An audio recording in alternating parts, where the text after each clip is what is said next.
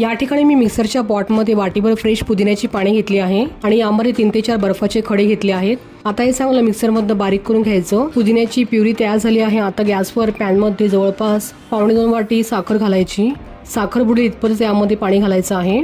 साखर पाण्यात विरघळेपर्यंत याला उकळी येऊ द्यायची। पाण्याला उकळी आल्यावर लो टू मीडियम फ्लेमवरती हे मिश्रण आपल्याला 3 ते 4 मिनिटं शिजवून घ्यायचं आहे। विलायची पावडर घालायची आणि सर्व चांगलं ढवळून घ्यायचं।